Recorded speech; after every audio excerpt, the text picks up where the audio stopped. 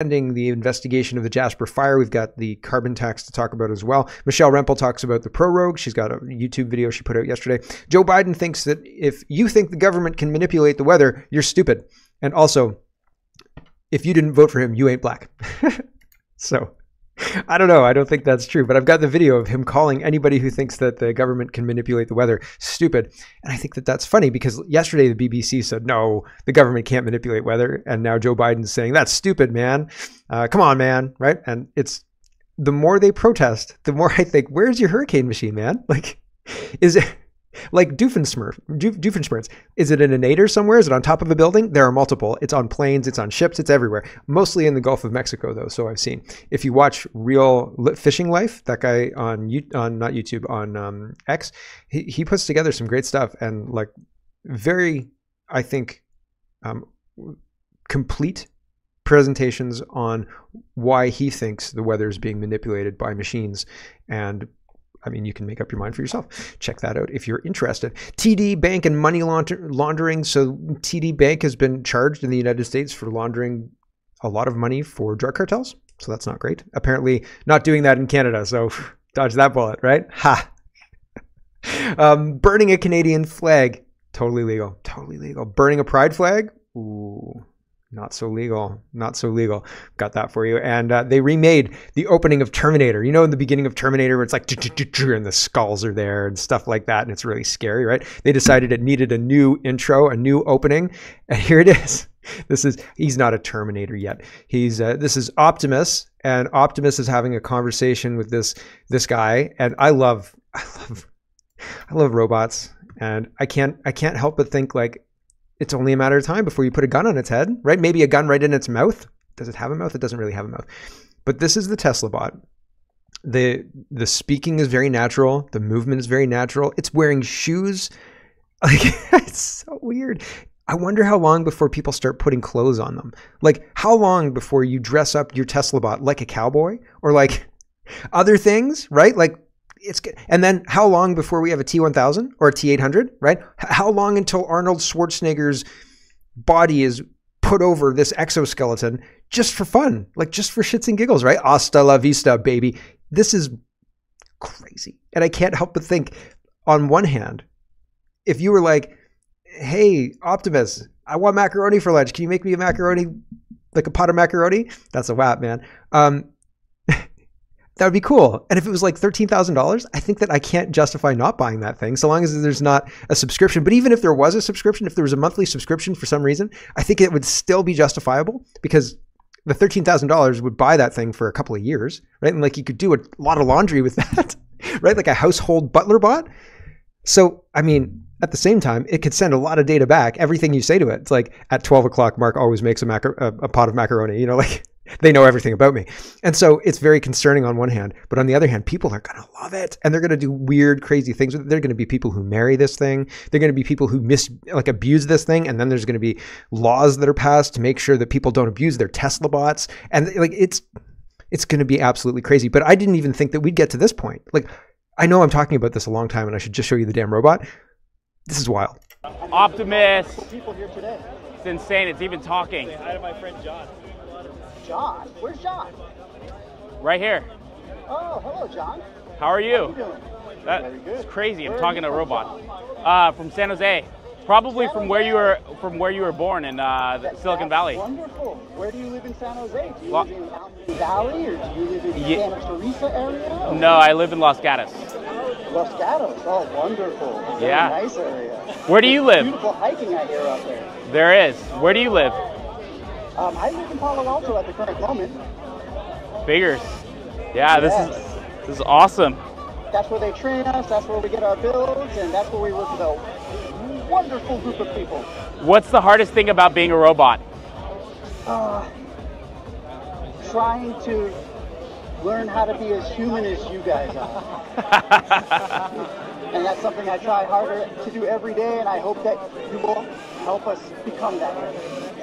Well, awesome. Nice to meet you. I talk with my hands a lot and it's weird. And I watch my son talk with his hands and he talks with his hands more forcefully than I do. And I think it's funny because I know it's me. Like I see that in myself, right? And I'm doing it right now. And seeing a robot try harder have those involuntary like movements. Help us become that. And he kind of catches his throat. He's like, oh, like when asked the question, what do you find most difficult about being a robot? And he's like, oh man, I don't know. And then comes up with something.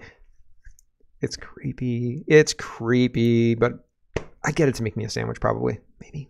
I mean, that's a lot of power, right?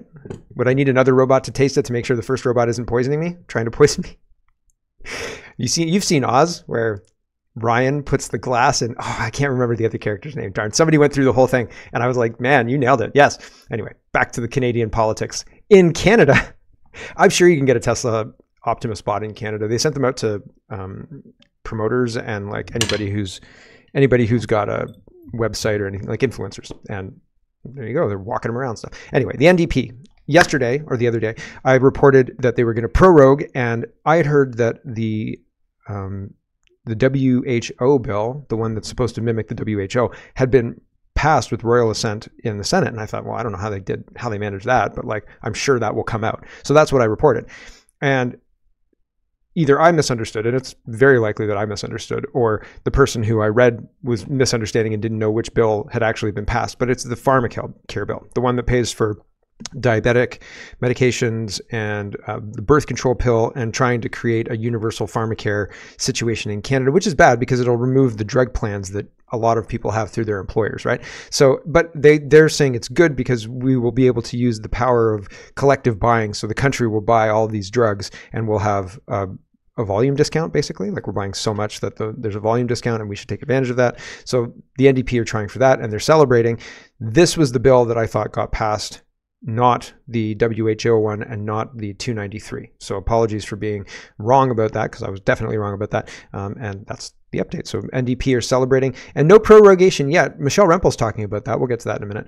But NDP say the NDP pharmacare bill has passed the Senate with free contraceptives, diabetes medications, and devices. It means more relief for Canadians across the country. I don't think so. I think that it means that their drug plans are at risk because of the potential of a universal drug plan by Canada taking over, and that's going to be worse than any drug plan you get through your employer, I think. Here's CBC News on this as well. Liberal NDP bill to cover diabetes and birth control medication receives royal assent. Bill was part of the now defunct governing agreement between the parties. So the bill receives royal assent. Jagmeet Singh celebrates and then says, we've got to get that bum Justin Trudeau out, while continuing to voting to keep him in. The Patriot Voice says Donald Trump just announced at the Detroit Economic Club meeting that he would make all interest on car loans fully tax deductible, like the way it used to be. You were once able to write off most interest on loans until 1986, when the powers at the Federal Reserve decided that you were taking too much out of their greedy pockets. So Donald Trump is making that happen again. So you get to keep more of your money, and they have to stop stealing it from you in a sneaky way. And the only people who don't like it are the Federal Reserve people, and they've got enough money anyway, right? And really should probably get rid of Federal Reserve as well. Here's Donald Trump talking. Is there anybody in the group that does not love their children? Where you want to raise your hand and say, sir, please don't waste our time with this. Hold on. I'm going to cue it up. Sorry. I thought it was going to be more tight on the car thing. Hold on. He doesn't even talk about the cars thing. Well, that's one of the policies that he's bringing forward. And I think it's really, I think it would be a winner in Canada as well, if you can write things like that off. Like, it's not like you can choose. I mean, I guess you can choose not to have a car, but I was saying to somebody last night, we were talking about it. We were talking about cars and getting around. And I said, if I had to take my kid to a doctor's appointment for a certain time on transit, it would be a 3-hour ordeal. It would be ridiculous. And I wouldn't be like, it would be completely ridiculous. And so it's not a viable alternative. And so most people need a car. And I don't think that the government and the powers that be should be collecting, should allow the interest rates to just be your responsibility, right? Tax deductions for interest rates makes perfect sense to me and allows people to keep money in their pockets. Although I'm not an economy guy, so maybe there's a huge problem with it. And people will point it out in the comments. So if I'm wrong, let me know. I think it's a good policy and I think it's a winner. Anyway, regardless, here's Pierre Poilievre. And he's not talking necessarily about that. But in this speech here, Donald Trump talked about reducing tax rates for family farms and small businesses from 40% to 21%. And he wants to go down to 15%. And Pierre Poilievre is kind of talking about that as well, talking about being common sense plans and things like that. Here, he's talking about burning the Canadian flag, and he wants the Houthis to be listed as a terrorist group in Canada. And I just want to focus on burning the flag. And the juxtaposition for me is, it's interesting that here's a news article from Kitchener, and I don't know when, but teens charged after pride flag from Kitchener High School set on fire. Charges include mischief motivated by hate, public incitement of hatred, and theft. So burning the pride flag is a hate crime, and burning the Canadian flag, that's okay. So long as, you're being so long as you're saying death to Canada as well, right? Furthermore, we have known terrorist groups able to operate legally and with impunity in Canada. I pointed out the other day Samadoun, which held these horrific protests where they were calling for death to Israel, death to America, death to Canada. They burned our flag. These monsters are a front for another terrorist group in the Middle East that has been banned for 20 years. The Americans, the Europeans and other countries have tackled this terrorist group, but why in Canada does Justin Trudeau continue to pander to these terrorist supporters by allowing them to operate legally, even when they have violated our anti-terrorism laws? Another example, of course, is the Houthi. So we've got terrorists, a terrorist front for a recognized terrorist group, says Polyev, saying death to Canada, death to the United States, and burning Canadian flags. And that's not a hate crime. But some kids steal a pride flag from their high school and light it on fire. That's a hate crime. All right. Is it important if you brought your own pride flag to burn and you said, I don't agree with the communism this flag represents. This is not a hateful act. This is an act born out of protest against the communists. If you said that on video and then lit it on fire, do you think you'd still be up on hate crimes? I think you 100% would. I think you definitely would. They would come in and they would say that was a hate crime. And you could say, I explicitly said this is not motivated by hate. And they would say, it doesn't matter. We think it's a hate crime and it's a hate crime. So that's just how it's going to be. And then what do you do, right? Because this is the same kind of pattern of what we know, that he doesn't mean X, he means Y. This is a right-wing dog whistle, right? All of that crap. And it's the same crap. Kirk says, if you leave tire marks on a rainbow sidewalk or damage a pride flag, you will get charged with numerous offenses. If you burn a Canadian flag and tear it apart while chanting death to Canada and pledging allegiance to terrorist groups, you won't even get a slap on the wrist. Make it make sense. Haha. It makes sense because we live in an occupied country. They're stealing our production. And they're trying desperately to maintain their grip on power. And I don't know yet if Polyev represents a loosening of that grip on power and a return to the power to the people. It doesn't seem like it, but he'd like to represent that. So, and some people think he is, but I'm not convinced. Garnet Genius says, Liberal MP says to F right off during a parliamentary committee. Liberals are falling apart. Watch his foul-mouthed liberal meltdown. So yeah, it's pretty bad. They're absolutely losing control because nobody believes all the lies and they have nothing but lies. Here we go. Point is, I thought Mr. Erskine Smith had more integrity than that, than to worried about $400 Point of order. million Like, what is this stolen absolute from bullshit? taxpayers. This is absolute bullshit. Whoa. Come on. Okay, come on, all right. Come on. My integrity? Let's. You can fuck right off. Okay. All right. All right. Point is, what am I going to do now? All right. Michelle Ferrier says, enough with the corruption. It's time for hope and affordability. It's a minute 20. Here we go.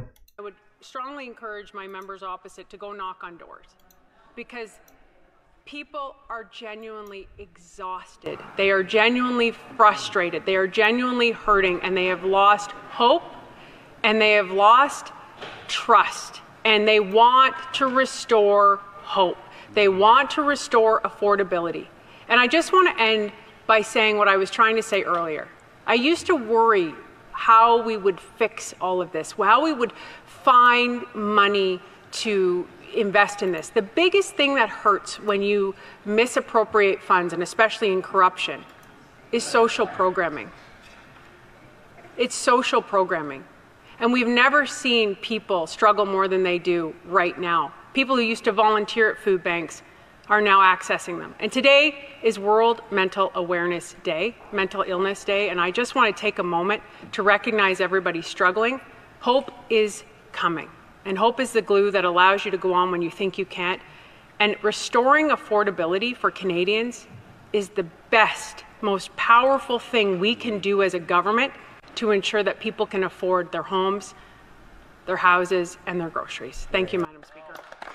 Should make gas 70 cents a liter. Should remove all taxes from gas, all taxes from food, all taxes from energy more broadly, right? Diesel, all of it, everything, all of it. And yeah, period. Full stop. That's the way to making sure that the government is working for the people, not to take in the money and redistribute it while they pad their pockets, right? I don't believe for 1 second that these people have best interests of Canadians at heart when they do all of these communist policies that they shove down our throats. And the censorship, they know they're not popular. They know what they're doing is stuff that we don't want them to do. And that's why they're trying to pass censorship bills, because we're telling them we don't want that. And they're saying that we do.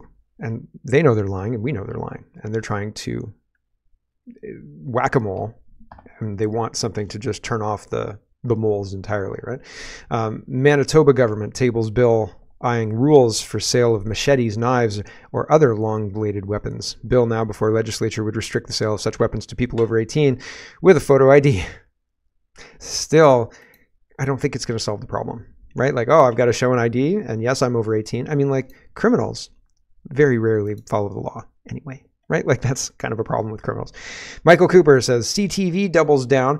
CTV executives absurdly claims that there is no intent to mislead Canadians when they intentionally doctored a clip of Pierre Poilievre. Let's be clear, CTV did this to malign conservatives and help Justin Trudeau. Canadians need to question everything from CTV. Yeah, and this is Michael Cooper talking with the executive. We'll listen to the first minute. Here we go. Chair, Mr. Gray, you have repeatedly stated here today that you believe that there was no intent to mislead. Let's look at what happened. CTV spliced together 3 short sound bites. Sound bites spliced together, not even in the order that they were stated, to create an entirely made-up sentence, literally fake news, that entirely changed the meaning of what Pierre Poilievre said. So, on what basis do you conclude that there was no intent to mislead? On what basis exactly? 2 now former staff members of CTV News acted in a way that was in breach of our editorial standards. You made a conclusive statement that there was no intent to mislead, so I'm asking you, on what basis do you draw that conclusion?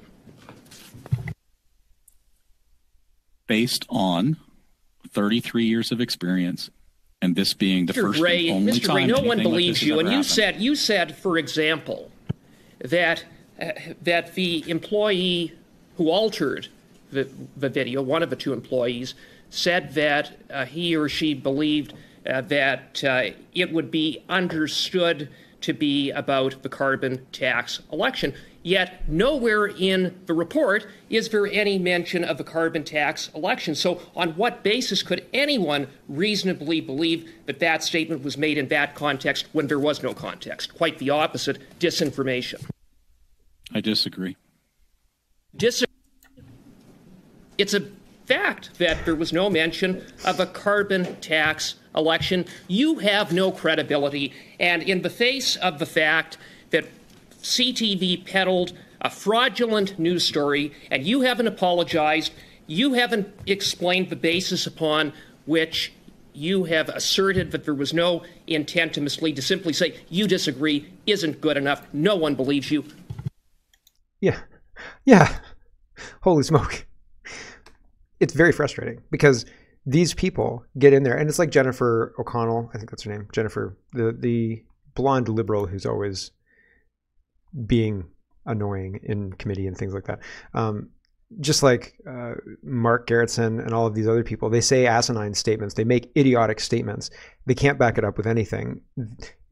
A fact is presented to them as a fact. This man is a man, doesn't matter, regardless of the dress he's wearing, and they make asinine statements about whatever, and then they disagree with a fact that's in front of them. And it's like, well, you can disagree, but it has no has no force. It doesn't matter if you disagree that Mark is holding an orange cup, right? Like it doesn't matter that you disagree. It's a fact. It's happening. So you can disagree all you want, but that's happening. You can see it on the screen, right? Like there you go. And so it doesn't matter, right? You can disagree all you want. The baby's coming. Like here it is, right? Like Tom Mazzaro. You know what? I didn't even think of it this way, but I'm constantly saying I wish that Canadians and Canadian politicians would focus on Canada rather than other places. And it's really weird that they don't focus on Canada and instead focus on other places.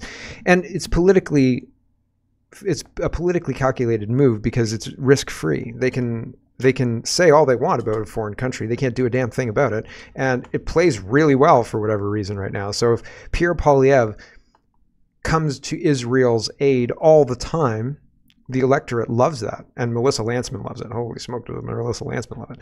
So they love it. And it's politically easy for them to do, right? And so Pierre Poilievre does this all the time. He did this on October 7th, right? For this ridiculous made-up anniversary. Same thing with January 7th. Like these, we celebrate false flags now. Same thing with 9/11. We celebrate these false flags to reinforce their narrative. But I digress. He puts this out on October 7th, the Am Yisrael Shai, which I guess is Yiddish, maybe? I don't know. I don't actually really even care, but I think it's weird that it's not in either of the official languages. I don't think that's French. And he puts out an English and French thing about the October 7th thing, and he says, we stand with Jews, and this is a terrible attack, and all the rest of it, fine, all the standard stuff. And Tom Mazzaro underlines it perfectly. He says, where the F were the Conservatives when it was Canadians being persecuted for upholding their personal rights? If you'd only shown this type of resolve and unwavering support for Canadians on 14th of February 2022, your party didn't do anything for Canadians until it was a photo opportunity to keep in your back pocket. I didn't see a single Conservative get arrested at the National War Memorial as our wounded Afghan veterans did. I didn't see a single Conservative MP get a COVID ticket or get arrested. You played politics with our lives. Now you pledge unwavering support to a foreign country. There are 12 MPs under foreign influence as far as I'm now concerned. 12, not 11. And one of them is Pierre Poilievre because Israel, right? And he's just a little goy from the prairies and all that, right? So it's ridiculous. And Tom Mazzaro absolutely nails it. Perfect. And where the F were they, right? Nothing. They didn't do a damn thing for anybody, right? And Maxime Bernier is censored and kept out of all of the polls, kept out of any kind of count as well. Like you're sorted out. If you're going to push that you PPC, you're sorted out. You're not allowed to vote that way, right? So it's wild. Here's Michelle Remple talking about how Justin Trudeau won't prorogue. And there was a news article at the Toronto Star talking about how there might be a prorogation because it's what Trudeau might do. He could do it, so on and so forth. But she says that's where the rumor came from. And she says she doesn't think Trudeau will do it because it wouldn't be very popular. And not that I agree with her. In fact, I don't agree with her. I think that it doesn't matter if it's popular. It would follow the Harper pattern though, right? Like the proroguing to save the government and then getting voted out in the next election. Maps, right? But I don't know that it's going to... I don't know that there's going to be a prorogue. I thought if it was going to happen, it was going to happen yesterday. Although it could happen this week, right? They could do it this week, depending on how effective the Conservatives are. We'll see. If there's a prorogue, it ends all government business, all committees, everything. So we'll see. We'll see how that all happens. I feel like if that happens, then you take everything to the public. You just continue holding meetings and you do it in public and you browbeat the shit out of these people until they collapse. That's it. Like you do it in public outside of the mechanisms that they control, and then they'll scream bloody murder. But at least the public will still be primed for that election, et cetera, et cetera, et cetera. And it looks like Poilievre will continue doing campaign-style things through a prorogue. I don't know if there's any rules that say you can't do that. Michelle Remple says no press conferences and things like that, but I don't know if there's rules. You know what I mean? Like, I don't know if it explicitly says that or if that's just like decorum, and you can ignore decorum, right? Like you can just make your own rules at that point. The Liberals do all the time. They're not giving documents is ignoring decorum. Anyway, moving on a little bit. China, let's talk about China. Marco Mendicino is being highlighted by Holly Doan.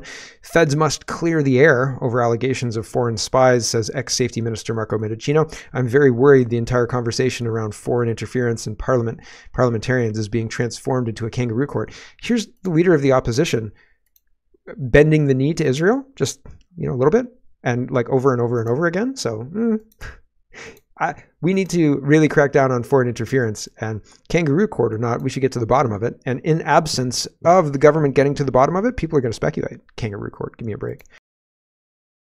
Hello everyone, thanks very much for watching. This is just a short version of a longer show. If you'd like to get the whole show, you can go over to CanadaPoly.com and sign up for a subscription. Just look in the drop-down tab for Shop and Donate and look for subscriptions, and you'll get immediate access to the full show. Love to see you. Thanks for watching, everybody. Have a wonderful, wonderful